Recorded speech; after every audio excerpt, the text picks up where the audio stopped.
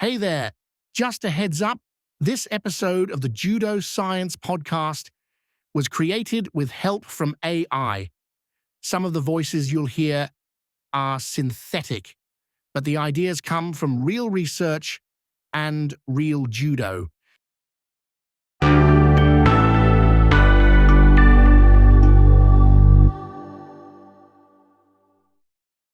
Welcome back to the deep dive. Today, we are strapping in for one of the most physically and physiologically taxing deep dives we have ever done. We're stepping into the unique world of elite judo performance. I just want you to picture the reality of a judo match for a second. Two athletes locked in this brutal contest of isometric gripping, and then suddenly these violent, explosive bursts of power. It's an insane physiological demand. It truly is. Yeah. And that combination, that specific demand, really defines our mission today. We're taking a whole stack of research studies on cardiovascular adaptation, training, combat fatigue to, build the ultimate physiological blueprint for the elite judoka. And we're not just looking at a single match. No, not at all. We're looking at what it takes for an athlete to survive and hopefully thrive through 6 or 7 of those 5-minute wars in a single tournament day. We've got data on everything from heart morphology and VO2 max measurements, all the way down to the psychology of high-intensity conditioning. And, most critically, the specific moment that an athlete's strength just collapses during a competition. Right. And that gets to the central conflict, the core paradox of the sport. Judo demands this unique hybrid athlete. You need maximal instantaneous anaerobic power for those split-second throws, but you absolutely must combine that with the recovery capacity of a high-level endurance athlete just to make it to the medal rounds. Okay, let's unpack this. Let's start with segment 1, the engine room. If we look at the physiological reality of the match itself, what does that relentless, explosive pace actually look like inside the body? Well, what the data shows us is a high-intensity, intermittent effort. The athletes are perpetually sort of teetering on the edge of failure. They're operating at a work-to-rest ratio that's often a brutal 2-to-1 or even 3-to-1. 3-to-1. So that means, 30 seconds of all-out effort for only 10 seconds of rest? Exactly. They might be in 20 to 30 seconds of maximal gripping and maneuvering, followed by just 10 seconds of, let's say, relative rest because of a stoppage or moving out of bounds. And during those bursts, I'm assuming the cardiovascular system is just completely maxed out. Absolutely. During those maximal efforts, heart rate can spike right up near 100% of the athlete's maximum. And to sustain that and recover from it repeatedly, the judoka needs 3 distinct fuel tanks all working together. Okay, let's break down those fuel tanks. You mentioned recovery capacity, so let's start there. The one that keeps them going all day. That would be the aerobic system. It's your long-duration recovery system. It's absolutely vital, not for the throw itself, but for clearing out all the painful metabolic byproducts, mainly lactate, that build up between efforts. It's what enables that rapid recovery. Which explains why elite judoka have such high VO2 max values. I saw numbers between 50 and 60 milliliters per kilogram per minute. That's right. And 50 to 60, that's a number you'd usually associate with, say, a high-level soccer player, maybe even a distance runner. Right, so they need that endurance just to recover quickly enough for the next explosion. Precisely. They need that cardiovascular efficiency to just hit the restart button over and over. Now, for the sustained power, you rely on the second system, the anaerobic glycolytic system. The painful one. The lactic acid producer. It is. That provides the fuel for sustained high efforts, anything lasting roughly 30 to 60 seconds.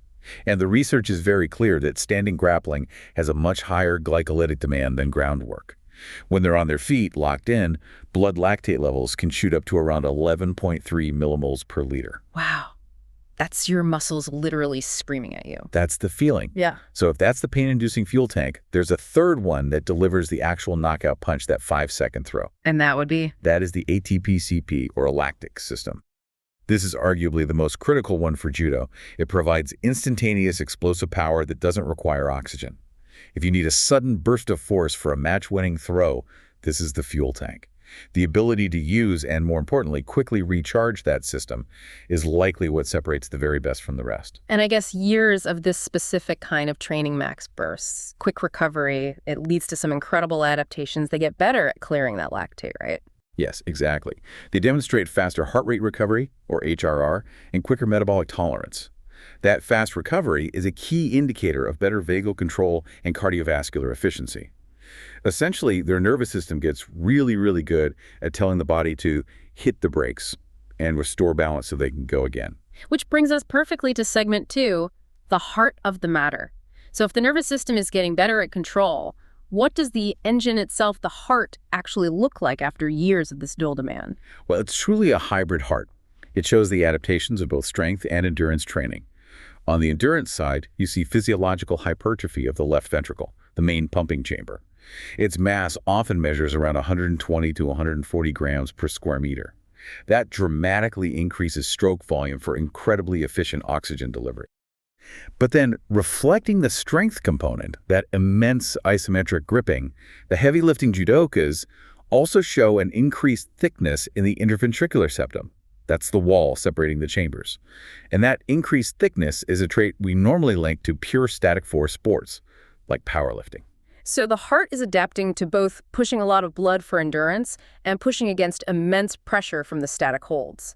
That's fascinating. But this is where we hit a pretty significant aha moment from the sources, especially when looking at elite female athletes. It challenges the traditional model. This was a critical study. Researchers looked at elite female judokas and challenged the old Morgan-Roth hypothesis, which would suggest that strength training should lead mainly to thicker walls or concentric hypertrophy. Instead, a staggering 88.9% of the women they studied showed cardiac remodeling that trended toward chamber dilation, or eccentric hypertrophy. In chamber dilation, that's when the chamber gets bigger to hold more volume. That's a classic marathon runner adaptation, not a weightlifter's. Precisely. This suggests that for many elite female judokas, the continuous, dynamic, interval-style demand of their training, the constant randori, the fast uchikomi, might actually be the dominant long-term stimulus. It seems to override the static strength component in how their hearts adapt. It's a huge insight for training and for screening. A key piece of information. So we know what the engine looks like. Now, what happens when you push that engine to its absolute limit? Let's get to segment 3, the tournament cliff. The whole process starts with kumikata, the grip fighting. Kumikata is where the match is won or lost, and it's critical to understand it's not just a hand problem. Grip fighting is the center of a whole body kinetic system. The force is generated and supported through your trunk and your legs. And what's really wild is a physics detail they found. The strongest grip is achieved with a minimum fabric diameter. You want leverage, not volume.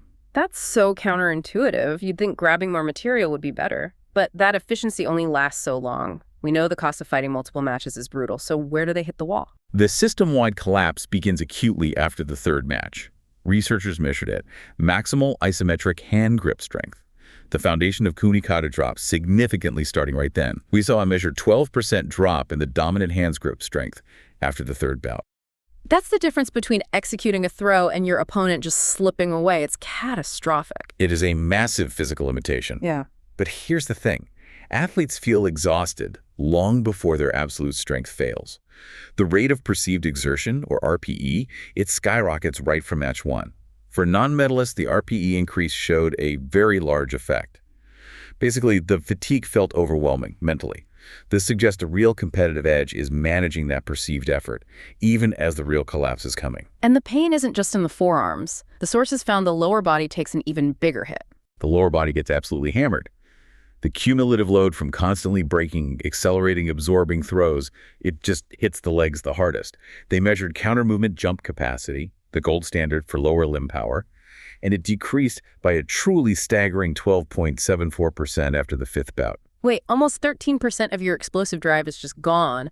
That's like trying to jump while carrying an extra 20 pounds you weren't carrying before. It's a huge loss of power. And this confirms the crucial finding.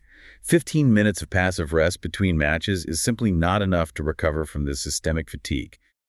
Let's move to segment 4, the training blueprint. Okay, so it starts with foundational strength. That means heavy strength training, or HST, working consistently above 80% of your 1-rep max. This is non-negotiable. It's the only way to recruit those highest threshold motor units and build a fundamental strength reserve. The benchmark is often a back squat of 2 times your body mass. But there's a conflict there, right? You need max strength, but you have to stay lean to make a weight class. So how do you build that reserve without unnecessary muscle bulk? That's where strategic training comes in. The focus is on neurological efficiency, not just getting bigger muscles. It means using full and partial ranges of motion, and critically, incorporating eccentric training where the muscle lengthens under load. that's vital for absorbing force and preventing injuries in a sport as chaotic as judo. So once that strength base is built, the next step is converting it into explosive, usable speed. We're talking power output. Power output is that sweet spot on the force-velocity curve. And stronger athletes actually generate their peak power with slightly heavier loads, usually in that 40 to 80% 1RM range. To bridge that gap between gym strength and mat speed, plyometrics are essential. One study showed just 4 weeks of plyos improved explosive power by almost 27% in young athletes. And coaches use a fascinating technique for that, right? Contrast loading. Yeah, it's all about tricking the nervous system through something called post-activation potentiation. You pair a heavy lift, say a deadlift over 85%, or a maximal isometric hold, with an immediate high-velocity movement, like a box jump. The heavy lift primes the nervous system to fire everything, and the jump takes advantage of that heightened state, momentarily boosting speed and force. Let's talk about specificity in the mind, though. There was a powerful insight in one study about how athletes tolerate the stress of training. A crucial finding. The study showed that even when the physiological effort, the RPE, was the same, sport-specific conditioning, like randori or uchikomi, led to much better psychological well-being. Athletes reported lower stress, lower fatigue, and way higher enjoyment compared to when they did non-specific high-intensity running. The mind handles the stress better when the work feels meaningful. Exactly. It's not just about energy out. It's about perceived relevance. And that's why the overall training strategy has to follow a strict, phased timeline, which we see in the conjugated sequence model of periodization. Okay, so describe that blueprint for peaking. It has 3 key phases. First, accumulation. High volume, max strength, general conditioning with, say, a 1-to-1 work-rest ratio for HIAT. Second, transmutation. Volume drops, intensity spikes. This is where strength is converted to power with contrast loading, and the conditioning shifts to a brutal 3-to-1 work-rest ratio, mimicking a fight. And finally, realization. That's the taper. Correct. In realization, volume drops drastically, 40 to 60%, but intensity stays incredibly high. The focus becomes hyper-sport-specific. Intense, short bouts of randori. The whole taper is designed to create a performance boost right before competition, often giving athletes an extra 5 or 6% capacity. But we have to address the transfer problem, which, this has to be one of the most frustrating findings for coaches and athletes. Is the gap between the gym and the mat. One study showed that 8 weeks of really effective strength training led to significant gains, like an 11% increase in pulling strength. But those gains did not translate into measurable improvements during simulated judo matches. No change in attacks, blood lactate, or heart rate patterns. So why? Why doesn't being stronger immediately translate to better fighting? The implication is that the bottleneck isn't the muscle, it's the brain. It takes much longer than 8 weeks for the central nervous system to learn how to efficiently apply that new strength in the chaotic, unpredictable environment of a real match.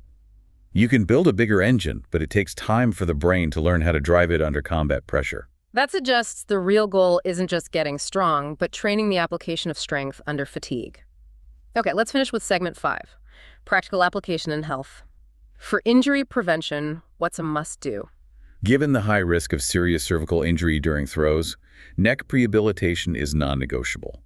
Training has to include balanced neck exercises, flexion, extension, and lateral flexion to build resilience around the cervical spine. And to combat that devastating 12% grip strength drop we saw, what's an actionable recommendation for anyone listening who trains? You have to build resilience that mimics match fatigue. Use specific grip circuits. So, for example, the farmer's walk circuit. 30 seconds of maximal weight farmer's walk, immediately into 30 seconds of a pinch grip walk with weight plates, and finish with a 30-second dead hang from a bar, preferably using a judogi. Repeat for 3 brutal rounds. That sounds absolutely grueling. It is, but it trains that sustained fatigue. You can also simulate match exhaustion by doing 2 minutes of non-stop intense grip fighting, but you rotate in a fresh partner every 30 seconds. That forces you to contend with high-intensity resistance while you're already fighting through that pain. And finally, a reminder for the learner. Even the programs we've discussed took elite athletes a full 12 weeks to see the real benefits. That 12-week time frame just underscores the need for consistency and patience. Real results require neurological adaptation that you just can't rush. So let's summarize. The elite judoka is a unique hybrid athlete, coupling the high-efficiency heart of an endurance runner with the maximal static strength of a powerlifter. We know the mind handles sport-specific stress better, and that short-term strength gains don't always translate immediately because of that neurological transfer problem. And critically, we've established that 15 minutes of passive rest is insufficient to recover from tournament fatigue, leading to a massive loss of power after match 3. This raises a crucial question for you, the listener, and for future research. Given the high cost of this fatigue, what would effective active recovery look like in those 15-minute breaks? Could specific, very low-load judo movements help athletes reverse the fatigue curve and start match 4 closer to their original baseline? A fascinating challenge for those on the mat. That is all the time we have for this deep dive. We hope you feel well-informed and slightly more ready for the mat. We'll see you next time.